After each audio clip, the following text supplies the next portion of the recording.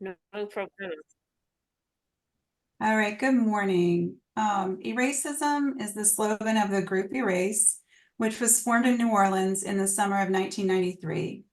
We seek ways through person-to-person communication to show that we are committed to treating all, all human beings with love, respect, empathy, compassion, and humility. Join us. Erace is an organization that does not espouse any political party, and we have no religious affiliation. We believe in acceptance of all people, and no personal attacks of any kind will be tolerated. We come with the intention to listen, learn, and not argue. And I have the land acknowledgement. We begin today by acknowledging that what we know as the United States is the ancestral and unceded territory of many indigenous peoples, and that there are many more nations and tribes that could be named here. Members of our meeting group today are on the lands of the Chitimacha and Choctaw in New Orleans, the Creeks and Cherokees in Atlanta, the Tonkawan, Lipan, Apache, and Comanche in Austin, the Lenape and Piscataway in Washington, D.C. metropolitan area, the Wampanoag and Nipmuc peoples in Boston, the Coahuila and Mojave in Riverside, and the Lumbee in Fayetteville. We thank their ancestors for being stewards of these lands through the generations and through today. We need to protect and honor the history and people of these places.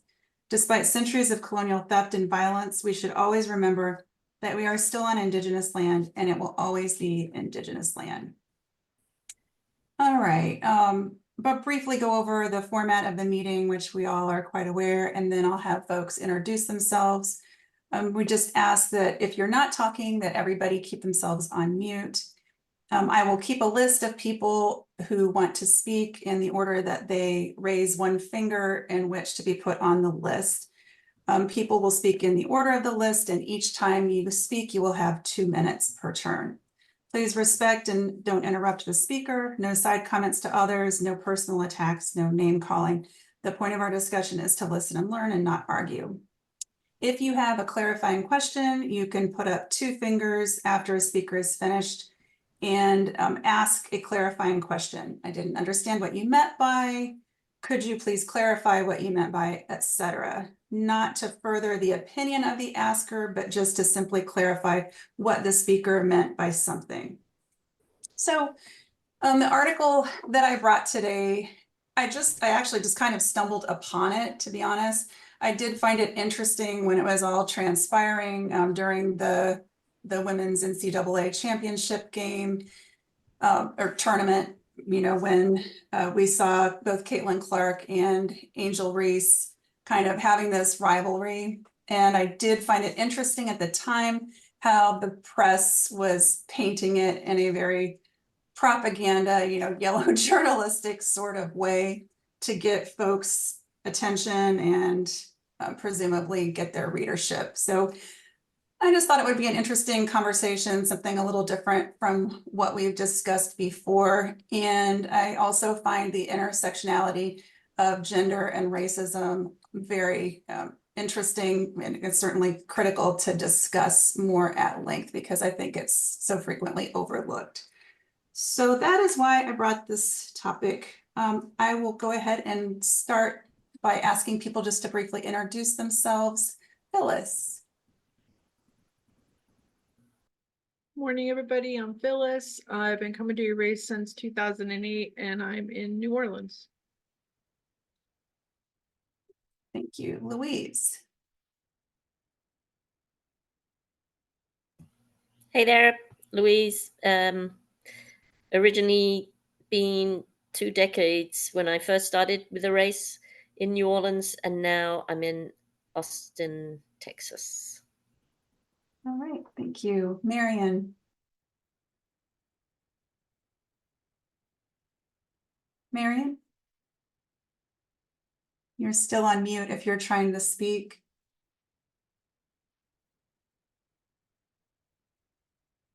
Okay, we can go to Glenn. Come back to Marion. Good morning, everyone. I'm Glenn Abdullah from New Orleans, and I've been coming to Erace since 1994. Thank you. Thank you. Marion. Okay, I got a message saying my internet is unstable. But anyway, Hello, everybody again. I'm Marion. I've been attending Erace meetings since 1993. Great, thank you. Teresa. Good morning. I'm Teresa in Fayetteville, North Carolina. I've been coming since August 2022. And once again, to those who are celebrating, cheers. Cheers. All right, and it looks like Leonetta just signed on. Leonetta, would you like to introduce yourself? Good morning, everybody. My name is Lanetta. I'm in New Orleans, and I've been a member of Erace since I was an intern in grad school. Thank you. All right, with that, I will go ahead and open the floor for folks who might wish to speak, and I'll keep track of the order. Anybody wish to go first? Okay, Teresa.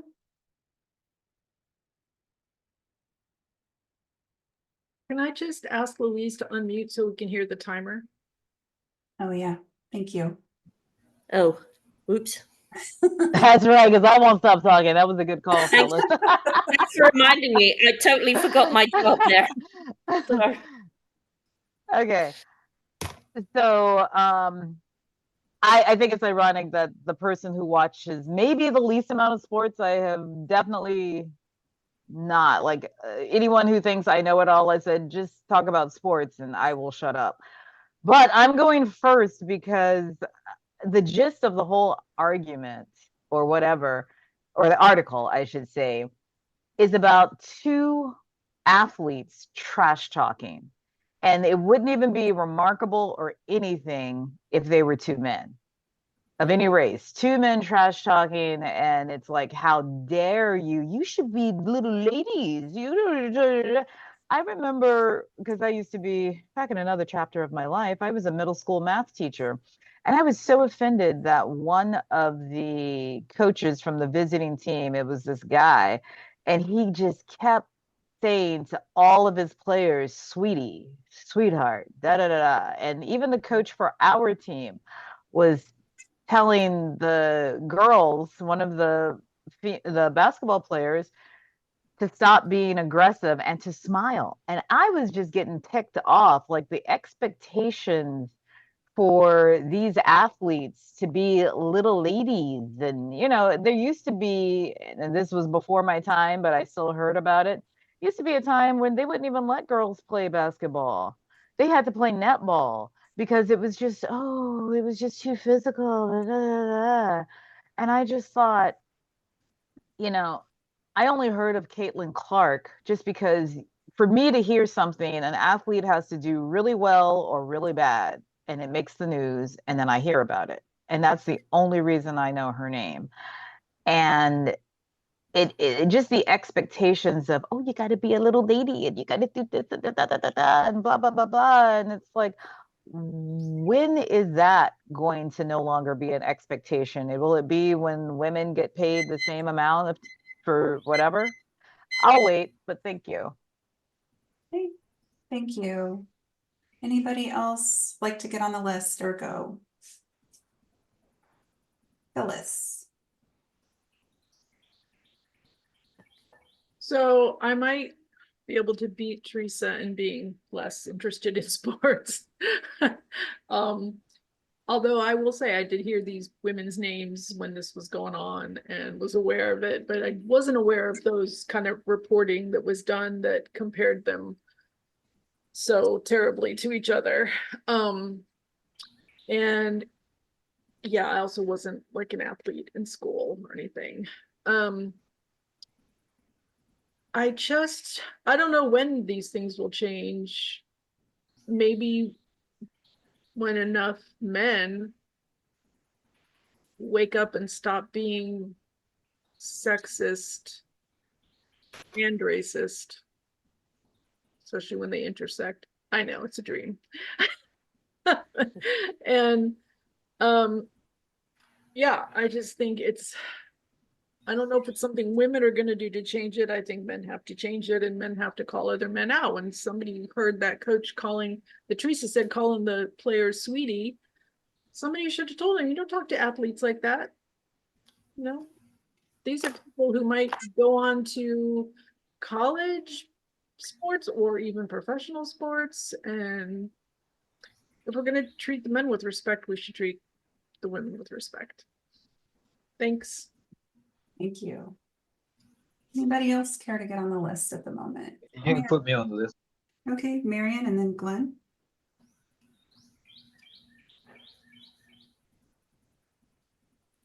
Oh, Teresa, you have a clarifying question? Muted. I'm sorry. Okay, I'm unmuted. I just wanted to know, Phyllis, have you ever read this book? And I just put it in chat. That's I don't know if that's really a true clarifying question. But it does have to do with what your last question was, when will this ever change? Oh, no, but I just heard her quoted, this author quoted somewhere this week about something else she wrote. Yeah. No, I have, can I say? I'll get back on the list Okay, to answer. all right, so we've got Marion, then Glenn, and then Phyllis. Marion? In the board meeting, I was saying about how this guy, Emmanuel Acho, was fanning the flames. It seems like they took this as an opportunity because the women were opposite sides of the same coin, two basketball players, but one was white and one was black. And I was a little miffed when Angel Reese was classified as a classless and an idiot. Her remarks portrayed her to be classless and an idiot, but yet not Angel, Caitlin's Clark's remarks were considered hilarious. And in the article also, it was mentioned how, Black women have always been marginalized down through the ages. And why, you're using this sporting situation as an occasion to create more division. It's something people go to see to enjoy it, and this guy and mostly the other guys, white guys, take this and turn this into something ugly. And as I said a couple of seconds ago, I'm just a little miffed about that. It's a basketball game. It's a sporting event. Seems like there's some kind of resentment that this young lady, Angel, is very talented. She's a really good athlete, and there's some resentment there. So unnecessary. All right, thank you. Glenn? Well, I'm not looking at the way that everybody else has came before me. I'm not looking at it the same way. It has made both of these women very wealthy, this incident. And it is something that athletes have done who want to become rich. Muhammad Ali used to fill up the seat because he was so controversial, because of the things he said, and because of the news media printing everything that he said and blowing it up. He didn't care what people said about him as long as they filled up the seats. Now, since this controversy has happened between these two athletes, The venues where women used to play is not big enough. They got to go to bigger arenas when Caitlin is playing. Only because of the controversy. She is very well, she is a instant millionaire, not a $3 or $4 million millionaire. He's up there. And so is Reese. And it's going to bring up the salaries of women athletes, basketball athletes. Now that's how I'm looking at it. Phyllis has a clarifying question. Could you share the sources where you read that this was making them million or billionaires, and that women's games are having to be moved to bigger venues? Did I do what? Can you share the resources where you heard that this is making Reese and I Chloe? heard it on the I heard it on the national news at the 5:30 evening news. I heard it there. Oh. Hmm. Skeptical. I'm pretty sure you can look it up. All right, Phyllis, you're next. And does anybody else want to get on the list? Phyllis? So, to respond to that book that Teresa posted, I don't understand why women just aren't out in the streets rioting every day. There's so much to be angry about how we're treated, how other people in the world are treated, and we could change a lot if we got together, but the patriarchal forces try to keep us separated, try to pit us against each other. And you know, I'm very skeptical that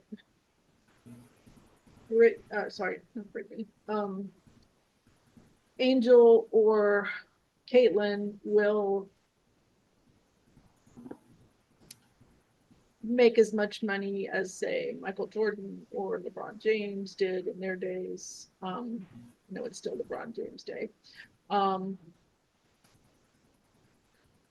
an example of that is the fact that Brittany Griner had to play in other countries to try to make more money because she wasn't making that much money here. And, you know, got imprisoned in Russia for a while. So I think women are at an unfair advantage. And yeah, maybe there's some male players who aren't as talented who also go play in other countries, but Brittany Griner is not untalented. She's just female. Thank you. Thank you. Anybody else care to get on the list? Oh, Amal, go ahead. And welcome, by the way. Thank you. I was sorry, I was unmuting. Can you hear me? Yes. So I think in terms of numbers, and I think sometimes people don't look at numbers.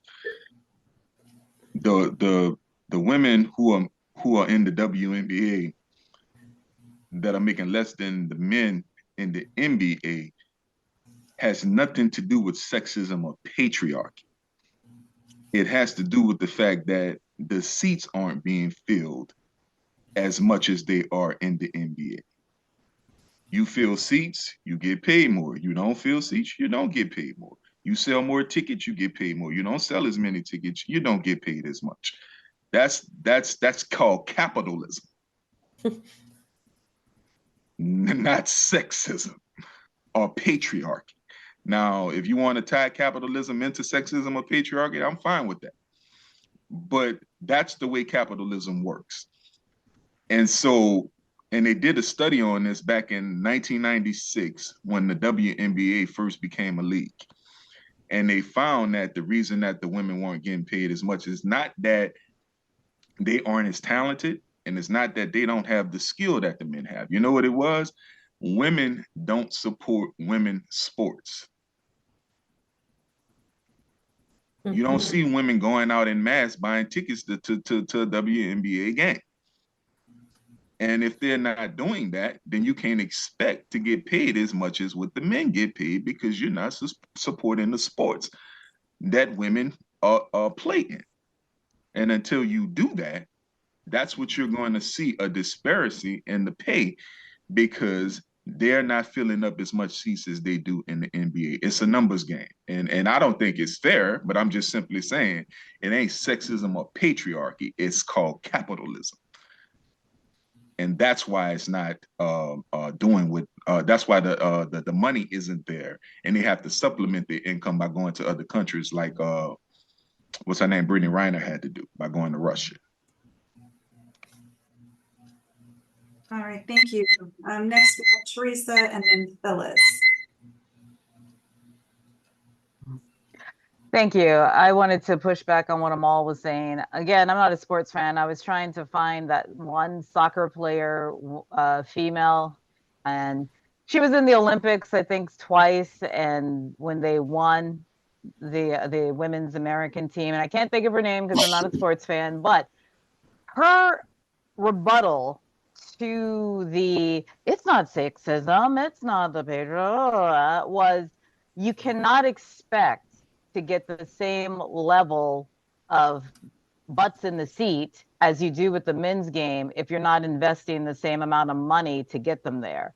And that was her pushback. That, and I'm trying to find that quote. I will put it in later. I couldn't find it because my turn came up this quickly, but I will find that quote. And to think that it's just purely capitalism and not realizing that capitalism does bake in the cake sexism and racism, I find hilarious. But that's a whole nother debate. But how can you reasonably logically expect to get the same returns with less money invested? That's what I want to ask you, because that's what this soccer player, who I still need to find her name and I hope to find her quote, because I like to bring the receipts. This is not just me, oh, I heard from, no, this is what I heard from her interview, and I am going to find it before this meeting is over.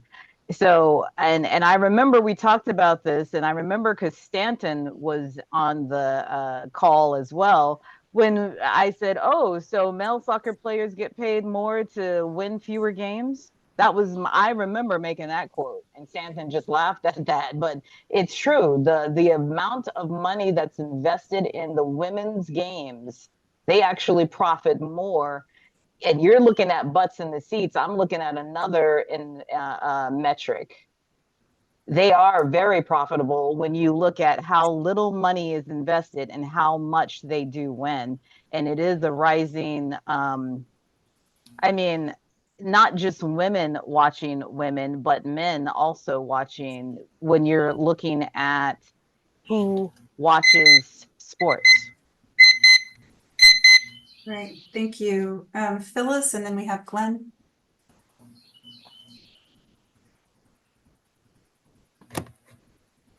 Oh, you're muted, Phyllis.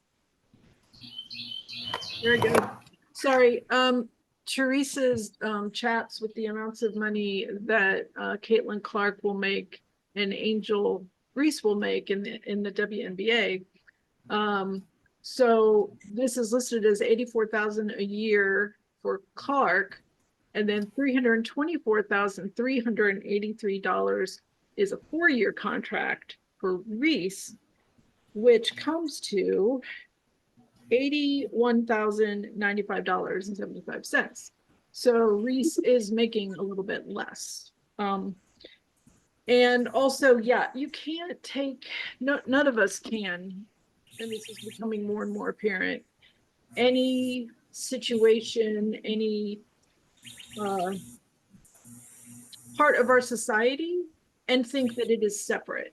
You can't separate the patriarchy out of capitalism. You can't separate misogynoir or misogyny out of capitalism.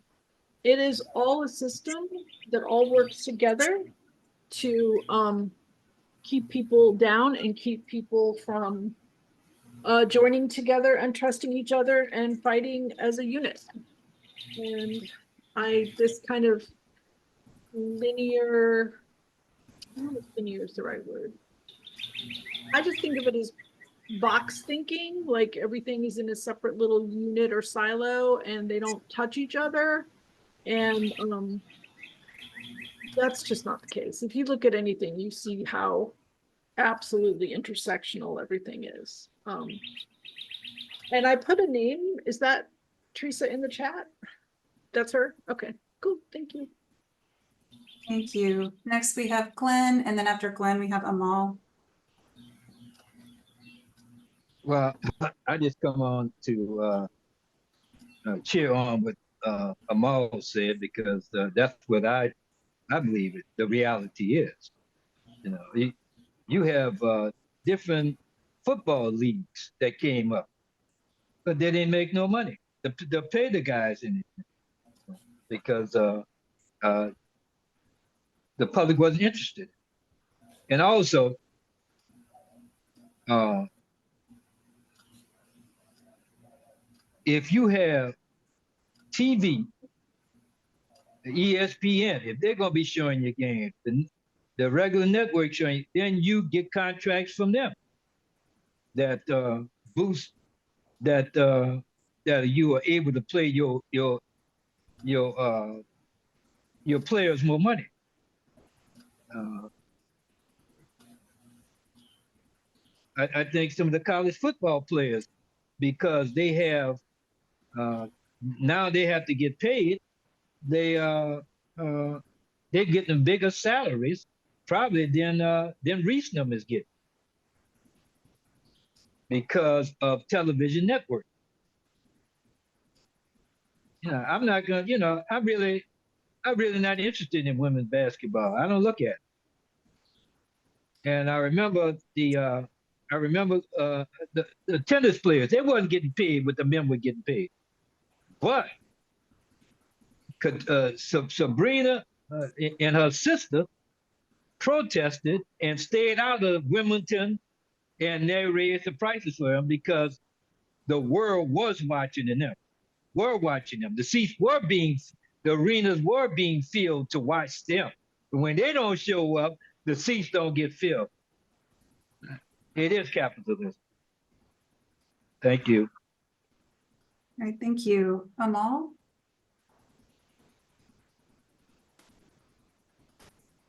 Oh yeah.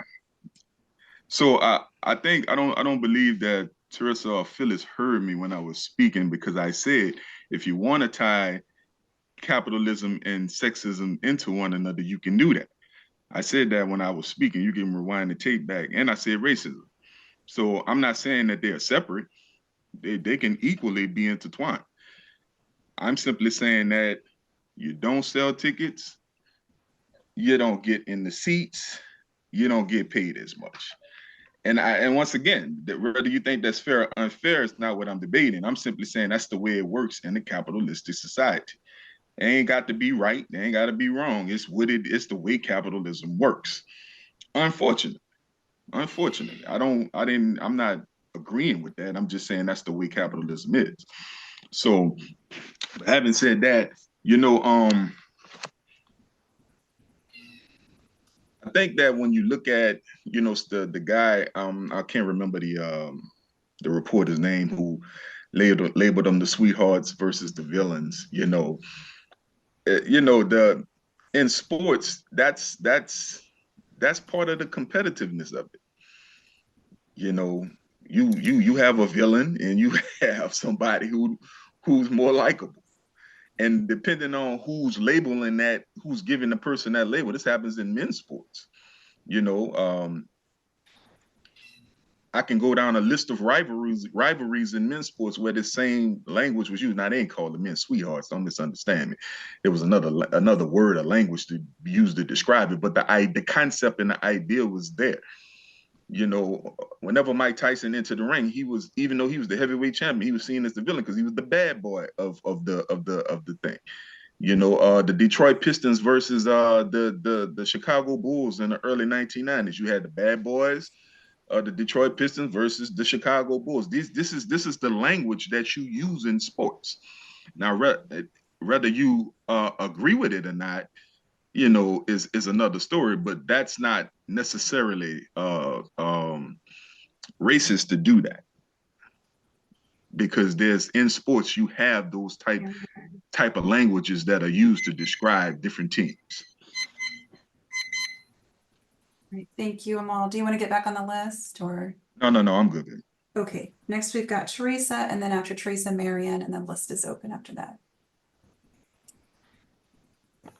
Okay, well, I still say there's no separating capitalism, racism, sexism, but that's another story. I'm glad Serena's name was brought up and about how she fills the stadium. And it's interesting that you didn't also bring up how she gets penalized, or she has been penalized far, far, far, far more than we would ever saw John McEnroe for arguing with the, what do they call them? I don't even know. I don't watch Umpire. tennis. Umpire. Umpire. Yeah, you're Okay. talking about the umpires.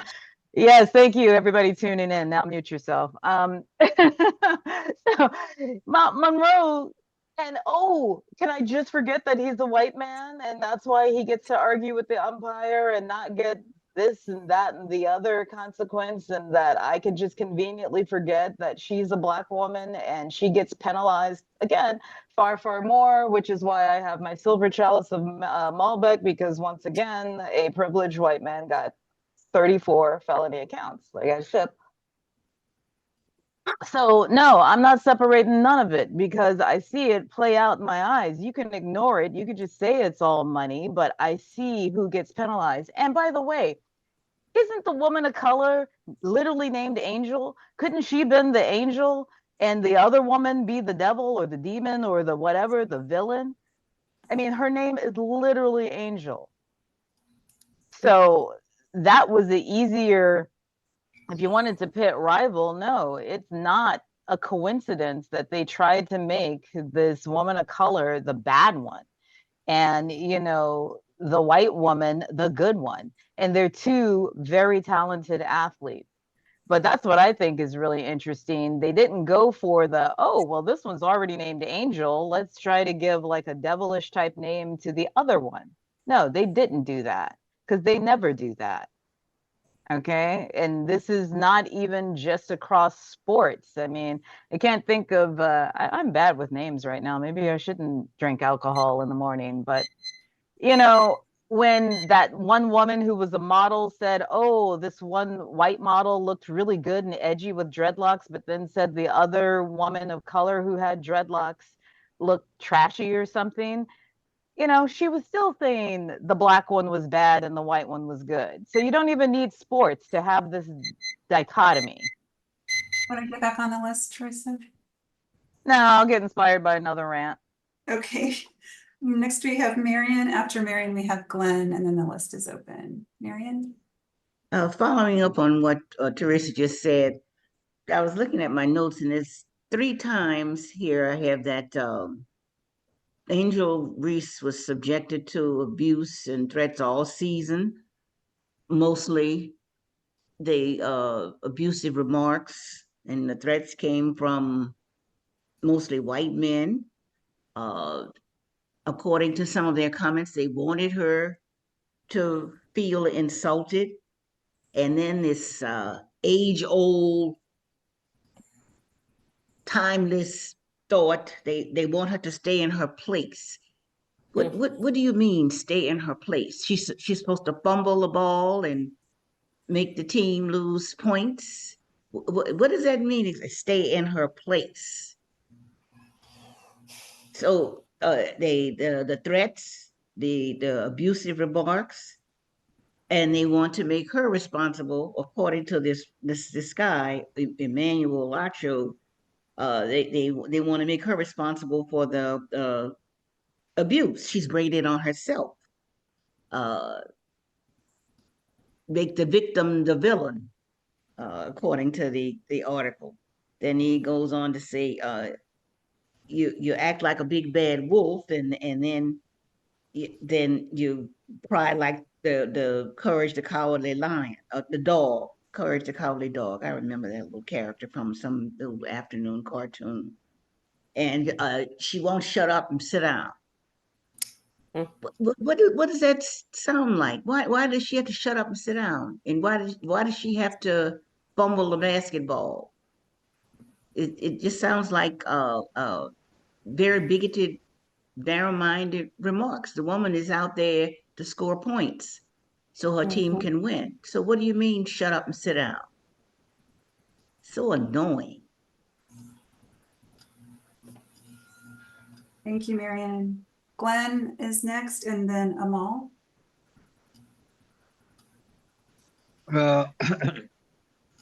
Look, the controversy started with those two. I think when the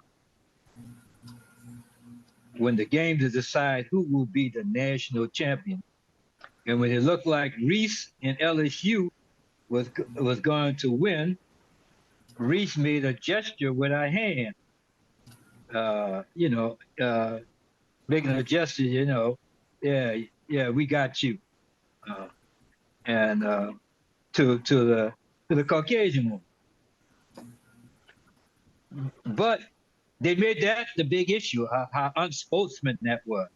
But it wasn't Reese who started that. It was the white woman that started that. Did it to another game, another team who she defeated. So all that came out. So you had some saying bad things about Reese, but you had many holding her up high. That's the way it is. And every sports writer loves controversy, loves to be the center of attention, to get people to listen to their show. All of them are like that. With this guy, Howard Cosell, he became famous, causing controversy with Muhammad Ali. He rose to the top of success, saying something negative about Muhammad Ali. So that's just life. So let's get over it. All right, next we have Amal, and then the list is open.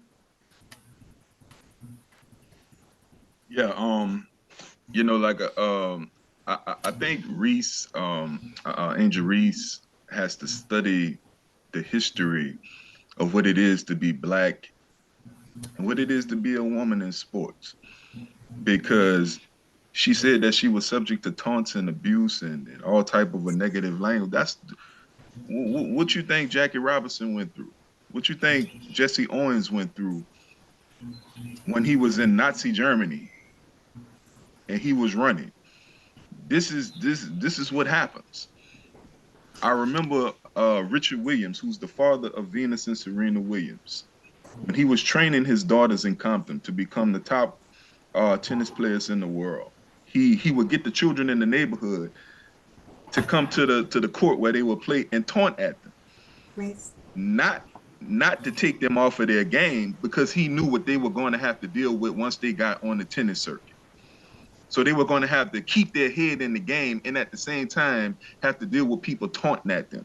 She gonna have to toughen up, because this is what sports is. There's gonna be somebody in the audience that's gonna be a heckler that's going to be taunting at you. And if your head ain't in the game, rather than focus on what the person who's taunting at you saying, then you ain't ready for sports. You're not ready. And that's for a male or a female. That's for a Black person or a white person. This is what sports is. That you're going to always have some butthole in the audience taunting at you because they think you should be doing something different. That's sports. So she's going to have to toughen up. And I think she is. I think she was only just making it a point to say that she was being taunted at. I don't think she's weak. I think she's a real tough young lady out there on her court, and her numbers shows that.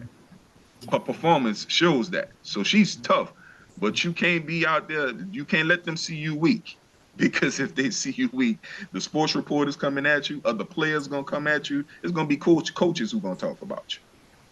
So get ready for the WNBA, because that's what it is when you're the top when you're at the top of your game in any sport. People gonna come for you. male or female, black or white. That's what it is. Thank you. Louise, you had a clarifying question? Yeah. So you think she should expect that and not complain about it then? No, no, no. I'm not suggesting that she should or shouldn't complain about it. I'm saying that her complaints are going to be seen as a sign of weakness, and she's going to have to be prepared to to deal with people who's going to rebuttal her complaints. Okay. And I'm just saying, look, get out there and play your game. The taunts are going to come. They come. Just get out there and play your game and be the best out there, and that's going to shut everybody up. Venus and Serena Williams did this in tennis. They were just so doggone good. You ain't had nothing you could say bad about it. Now, people will find things. Don't misunderstand me. The people will pick at you, but nevertheless, if and she's doing this. She stick to her game. They're going to have less and less that they could talk about her about. Okay. All right, the list is open. Teresa. I like how the advice about how she will have to read up, because I actually agree with you on that. I don't know anyone who is outside the dominant narrative that didn't have to read and research, because we can't just go to school, especially public school, and read about ourselves and learn about ourselves. That's one of the consequences of a power dynamic of the dominant narrative. Growing up, I only knew about the slaves, Harriet Tubman, Sojourner Truth, Frederick Douglass, Benjamin Banneker, of course, Martin Luther King, and that's about it. Every other thing I had to learn on my own. So really, for a young person like Reese, I forgive her for not knowing. The whole system is designed for her not to know and to take pride in that. And we're seeing another cleansing, if you will, of books of diversity that would show the whole history. The powers that be doesn't want us to be proud, and they even literally say, well, this will make white kids feel bad. Do you know how bad a white kid should feel if they all their lives they've been pumped up and then they meet an Angel Reese and it's like, where did this come from? If you've been sheltered all your life thinking that you're the pinnacle, and then you suddenly get someone, and I'm not saying that Caitlin Clark has been sheltered, but what I'm saying is it's a disservice to even white kids for them to think that they are the absolute best. And then they suddenly come around somebody who doesn't look like them that just blows them away. And it's like, and then thinking that that's the exception rather than the rule. Anybody can work hard and be better. If you're not aware of it, then that's you being grossly unprepared. I mean, I have had people ask me when I said something clever, where did I hear that from? And it's like, I just made that up. And then, and it must be nice to just walk in the room and have somebody assume that what you have just said, or assume that whatever you said is gospel truth because of what you look like. I don't have that privilege, but I've always had to prove it. So I actually do agree with you, Amal. She is going to have to read up, although it is a significant personal experience. Life will give you a lesson as well. I think she can get better strategies for dealing with things by reading, but life is going to give her a lot of lessons.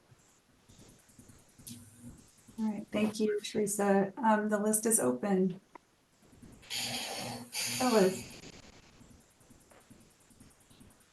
So I was just wanting to comment on this quote that Emmanuel Acho gave about her, that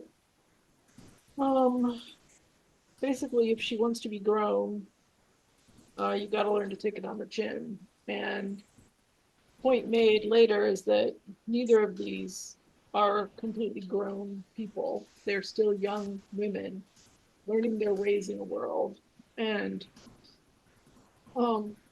you know, the NCAA doesn't treat athletes very well. I think we know that. Even I know that, and I'm pretty much sports illiterate. Um, so it's Emmanuel Acho going after her because I guess that makes him feel like the white man will accept him. Um, is really disappointing throwing a young Black woman kind of under the bus or to the wolves, as it were, um, is just really, it's kind of gross, actually. And he's already on my bad list because of the book he co-wrote with a Hasbarist named Noah Tisby called Difficult Conversations with a Jew. And Noah Tisby is an actress who gets paid to tell lies on behalf of Israel. And so he joined with her and wrote a book. And the next to last paragraph in the article, that is a strong young Black woman who refuses to sit down and shut up Reese is a threat to masculinity. She doesn't know or accept her place, and they want to put her back in it. So. Thank you. All right, Glenn, and then the list is open. Well, no, well, I saw some racism. Animal. Yeah, I saw some racism when after LSU won the national championship. Jill Biden, the wife of the president, wanted the losing team to come also to receive, you know, recognition. Never happened in the history of sports that you invite the losing team along with the winning team. But Reese jumped on her case immediately, and but it just shows that you even people who supposed to not be racist show up. It comes out of them. That's all I have to say. Thanks, Glenn. Next, we've got Marion and then Amal.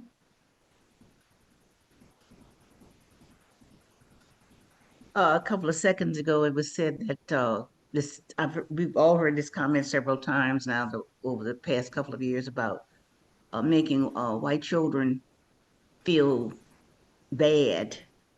Well, Black children have been made to feel bad for hundreds of years. So it's not a question of making somebody feel bad. It's about telling the truth. And I say responsibility lies with Black parents. If you don't talk to your children, don't leave it up to the school. If you don't talk to your children about the accomplishments, the achievements, you are a worthwhile human being. You are not a secondary human being. You deserve to have rights and privileges and liberties, just as any other human being. So if the parents don't take it upon themselves to talk to their Black children, then it is going to be a big superiority mess. I remember it was in the late 1970s or either the early 1980s when I was working at a school uptown, and I put black and white photos of Black people who had done worthwhile things. Somebody came along a half hour or so later, took the pictures down. Because one of the custodians came and told me, Miss Davis, somebody took all your pictures down, and the man took it upon himself to put them back up.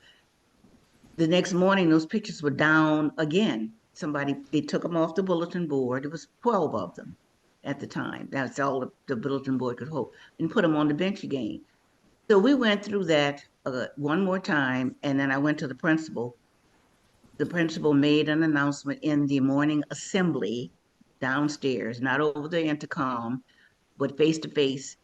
Don't take Miss Davis's pictures down off the bulletin board. And he said, don't take Miss Davis's Black History photos off the bulletin board anymore. Whoever's doing that. So that after that, it didn't happen again. But it's left up to the parents And it was some responsibility for teachers to tell these children about these people who are accomplishing good things. But the parents really are going to have to be at the forefront of it. Thank you. Now we have Amal, and then we've got Teresa. And then I think we probably can do the wrap-ups after that, unless there's anybody else. Oh yeah, so I can't even wait. I'm trying to find out where okay, here it is. It says this is in the article. It says all season many fans have wanted to see a rematch of Iowa and LSU to see Clark and Reese go at it again. Patriarchy loves a cat fight, a way to pit women against one another. Clark and Reese, however, refuse to play along, all the while insisting that they respect one another, including each other's fierce competitiveness. Once again, wanting to see the two top athletes go against one another is not a cat fight. That's called sports. You want to see the two top teams play one another to see who's the best. That's why you have a Super Bowl. That's why you have an NBA Finals. That's why you have a World Series in baseball. A Stanley, I forget what it's called in hockey. Championship boxing match. Because you want to see the two best at one another. Because they're women, they're calling it a cat fight? Or should you say that these are just two athletes that are just good, they just so happen to be women, and people want to see them at it again? I do. Has nothing to do with the fact that I'm a man. I just want to see two good athletes at the top of their game go at it. That's what sports is. It's not about a cat fight, and it's not about patriarchy. It's about wanting to see who's the best of these athletes and who's going to be the ultimate victor. What does patriarchy have to do with wanting to see that? In this case or any other case? Because I sure want to see it. Louise has a clarifying question, Amal. So if you don't think it's patriarchy, why do you think they called it a cat fight? Once again, if you don't think it's sexism, why did they call it that? Yeah, what I'm saying is that whatever language they put on it is stupid in and of itself. The idea is to see the two best athletes at it. I think that they called it a cat fight because there's two women. That's what I personally believe. Well, but nevertheless, rather than say, okay, these are two women who people want to see in a cat fight, why not say these are two of the best athletes? They just so happen to be women, and people want to see them go at it. Right. The language is stupid. I agree with that. I'm just simply saying that. Yep. Okay, I got it. To use that language or to say patriarchy has nothing to do with wanting to see two of the top athletes that just so happen to be women going at it, because that's what I want to see. Okay. If they were men and the same issue was on the table, that they're the two top athletes at the top of their game, one black, one white, I don't care. I just want to see them on that court and see who's the best. And that's it. All right. Got it. I feel like you kind of made Louise's point there. Anyway, Teresa, you're the last person, and then we'll have wrap up. Yay, thank you. Okay, so going back to the comment about if Reese wants to be grown, there has always been an expectation that Black children are older than what they are and should be treated as adults, whereas white adults. Okay, thank you.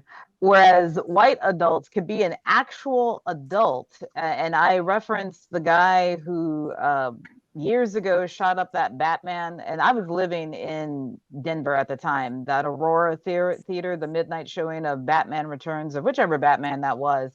And they were referring to him as this young man, this kid. And I'm thinking, this dude is like 28. Like, he's not a child.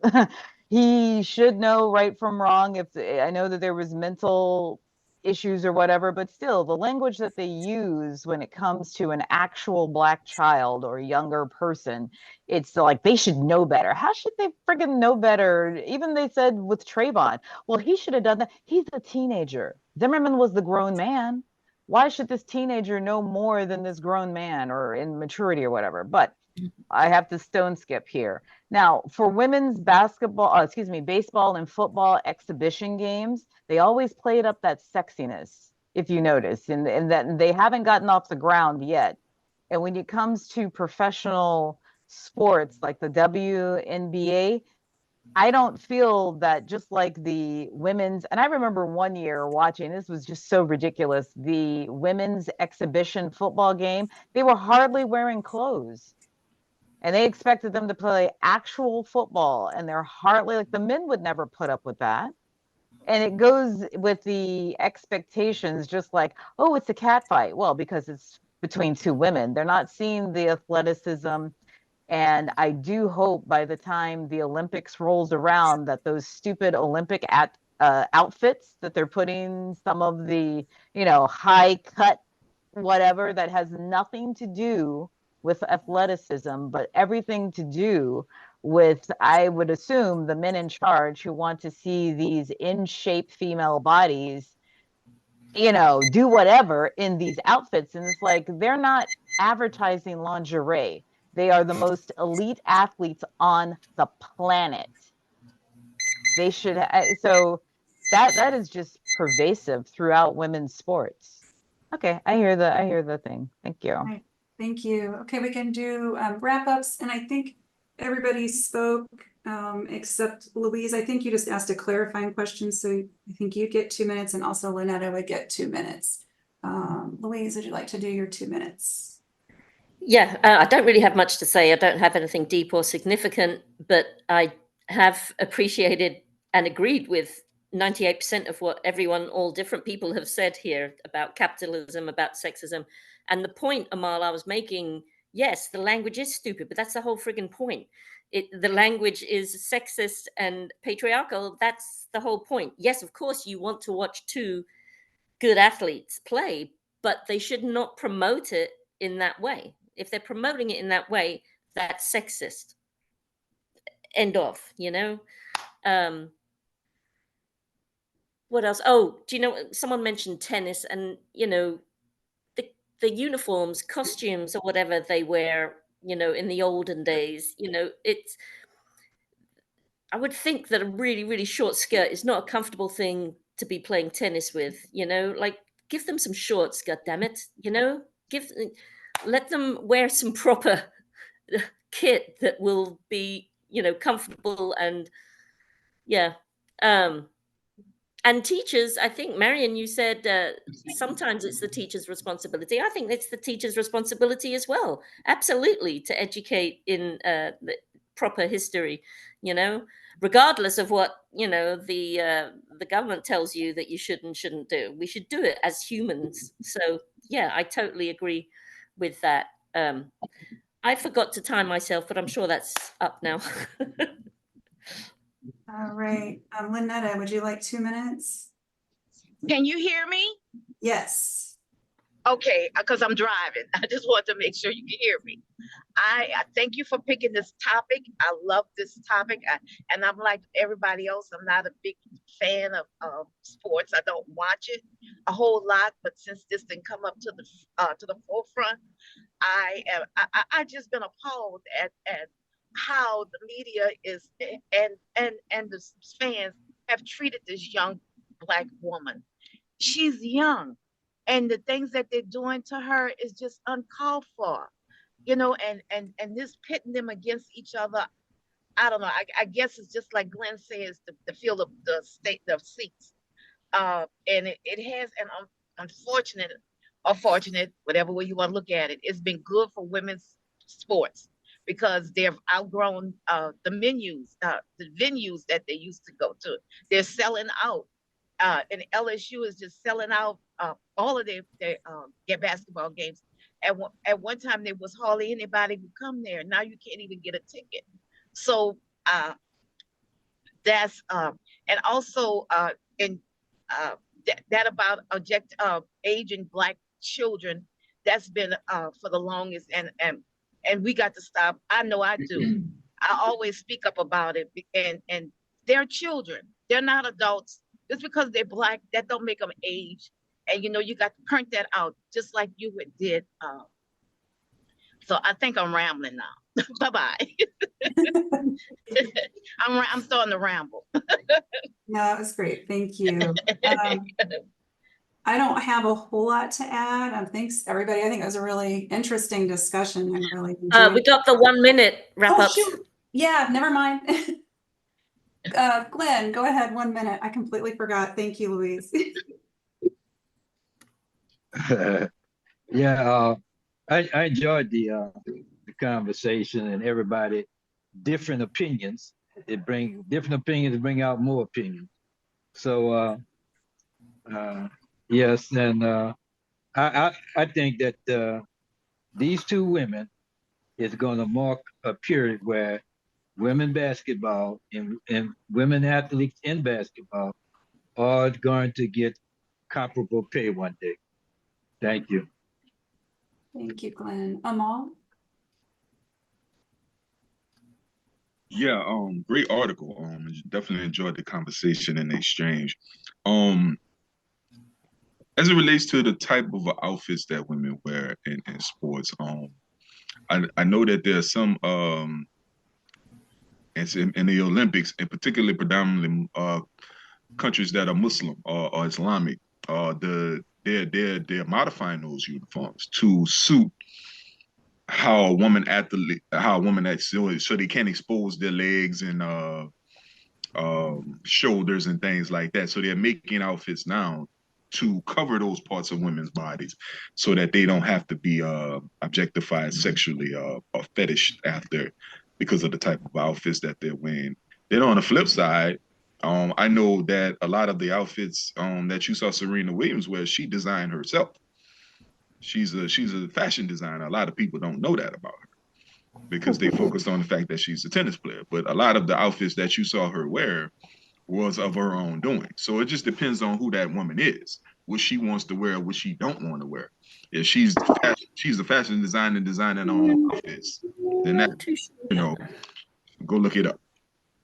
And then for the women who are in the predominantly Muslim countries who want to cover up, no problem. But it just depends on who's the athlete and what they want to wear. I don't think those women are being forced to wear those outfits. That's they can make other decisions. All right. Thank you, Amal. Teresa, 1 minute.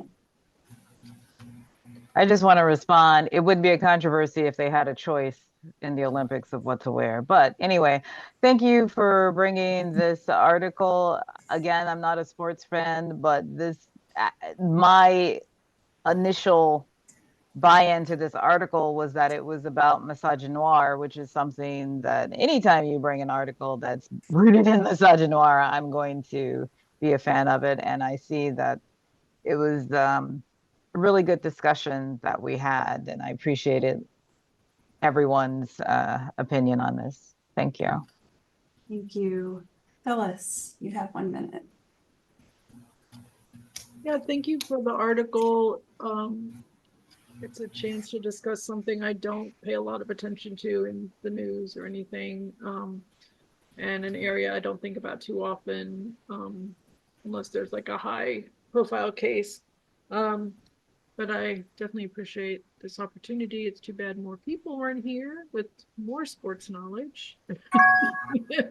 But thanks, Marla. Thank you. And Marion.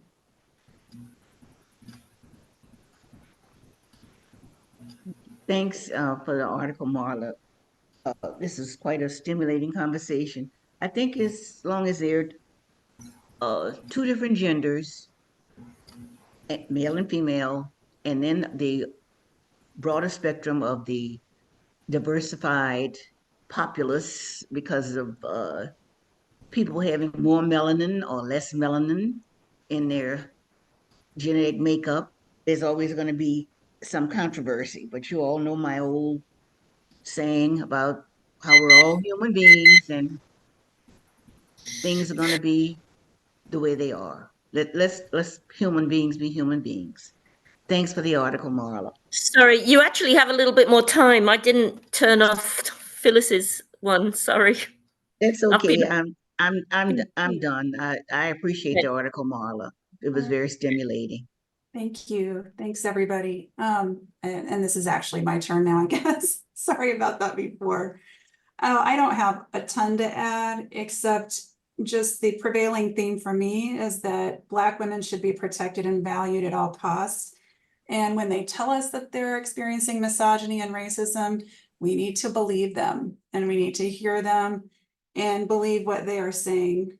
I wanted to point out, it was interesting to me, it's not in this article, but in another article, or I think I just saw it on a report, where like 2 or 3 of the white players for LSU tried to defend Angel Reese, bare minimum, but they did speak up and they did say something about how she was being unfairly targeted, and specifically because she was Black. So, you know, I was like, well, at least they said something, but again, it felt like bare minimum. And then I think that across sports, I've also noticed, and I'm not a huge sports fan, but I do enjoy watching like some NCAA basketball and so forth. And I enjoy track. And I remember with Sha'Carri Richardson, she was criticized all the time. For those of y'all who don't know, she is a Black track star. She's phenomenal. Was, I think, recently suspended because they found THC in her tests, but had like this signature long nails. That's what she would show up with. You know, that was one of her sort of signature things, showing up on the track field that way, and was criticized by a multitude of white women, specifically showing up and saying that her nails were indicative of her being on steroids. I mean, just these outrageous accusations put on this woman, specifically because of how she chose to wear her nails. And the other thing I wanted to say, we talked a lot, I heard a theme from several folks, or a couple of folks, that this is something that Angel Reese should just expect. She needs to expect it being in sports, that there are going to be criticisms and this is the way it is. But I didn't hear a lot of why don't men and white women improve their behavior. You know, why don't we have that, hold them as responsible to say things that are more responsible and more uplifting, rather than pitting these women against one another. So that is essentially all I think I had. Oh, and just with Caitlin Clark, that she was directly or indirectly given the shelter and protection that white women are afforded all of the time. And anyway, that's all. I don't have anything else. Thanks everybody for a great discussion, and looking forward to next time.